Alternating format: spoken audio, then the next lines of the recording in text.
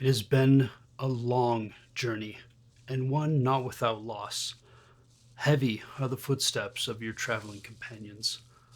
Minds weighed down with worry do not make for stout defenders, and you all know it. You're desperate for a break, a small rest from the things that trouble you. You round a bend or crest a hill, and your party comes to a stop at an innocuous enough waypoint. A cottage, a village, a clearing in the woods. You and your friends breathe a collective sigh of relief. What had been grumbling only moments before now turns to happy comments. You go too, resting your weary head, blissfully watching your party do much the same. Time rolls on, and despite all the visceral evidence to the contrary, you start to feel an unease here. Was this too easy? Are we really safe here?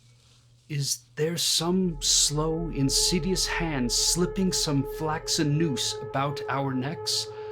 You sit up and look at your friends. We must leave this place. Welcome to RPG Story Starters. Today, to spark your imagination and get your creative ideas flowing, we're talking about what seemed like a great spot to rest and collect yourself, and it's instead feeling very off indeed. So we got three things. We got you, whatever the meta character is, we're doing a little more meta this week, a seemingly peaceful oasis, and an otherwise nice respite. And then we've got unease in this place.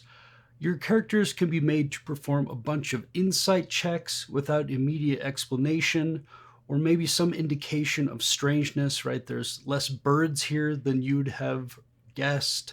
The trees look like they're thirsty. Some sort of off-putting but not immediate danger menacing thing. The goal is to unsettle the party, but in a way that is subtle. We're going for an emotional reaction more than some obvious story hook or danger. I thought of the scene in The Road where the father and the son have found the bunker with all the supplies. They have a blissful moment, and I suppose spoiler alert here, but then they eventually move on because they're scared of staying.